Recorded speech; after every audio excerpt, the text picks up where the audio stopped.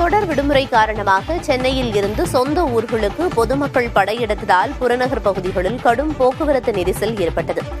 சுதந்திர தின விடுமுறை மற்றும் சனி ஞாயிறு விடுமுறை என 3 நாட்கள் தொடர் விடுமுறை காரணமாக நேற்று மாலை முதல் சென்னையில் இருந்து சொந்த ஊர்களுக்கு மக்கள் படையெடுக்க தொடங்கினர்.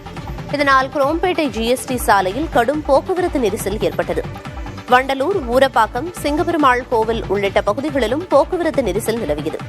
அதேபோன்று பூக்கத்துறை, படாளம் ஆகிய பகுதிகளில் மேம்பால கட்டுமான பணி நடைபெறுவதால் மாமண்டூர் முதல் படாளம் வரை சுமார் 10 கிலோமீட்டர் தூரத்திற்கு வாகனங்கள் அணிவகுத்து சென்றதை காண முடிந்தது.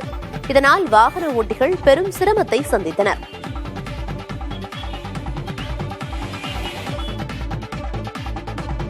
கிளாம்பாக்கம் பேருந்து நிலையத்தில் தென் மாவட்டங்களுக்கு செல்ல போதிய பேருந்துகள் இல்லாததால் விடிய விடிய பயணிகள் காத்து கிடக்கும் நிலை ஏற்பட்டது.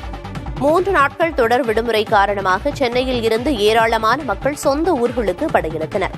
இதையொட்டி கிளாம்பாக்கம் பேருந்து நிலையத்திலிருந்து வழக்கமாக இயக்கப்படும் பேருந்துகளுடன் கூடுதலாக அரசு பேருந்துகள் இயக்கப்படும் என அறிவிக்கப்பட்டது.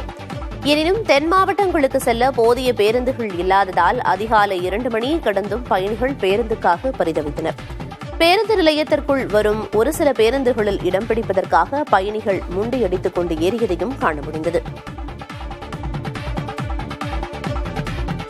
பலாயிரம் பேர் இன்னும் நிக்கிறாங்க. போதுமான அளவு பஸ் வசதியே இல்ல.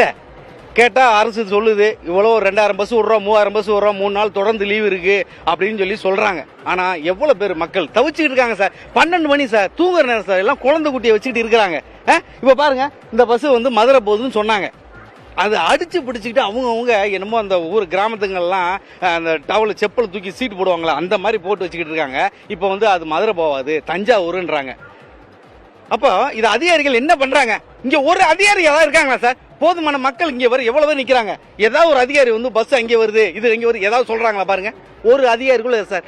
இப்போ இவ்வளவு பேர் வெயிட் பண்றோம். அதுக்கு யாராவது திரும்பி அதிகாரிட்ட பேசிட்டு புதுசா பஸ் அலர்ட் பண்ண சொன்னா அதெல்லாம் எங்களுக்கு தெரியாது. 30 பஸ் அலர்ட் பண்ணாங்க, 30 பஸ் முடிஞ்சது, நீங்க யார்ட்ட வேணாலும் பாருங்க சொல்லிட்டு எந்த ரெஸ்பான்ஸுமே இல்லாம மக்கள் அவரோட அதிகாரி போயிட்டே இருக்கிறாரு. இதுக்கு மேல எங்களுக்கு என்ன பண்ணு தெரியல.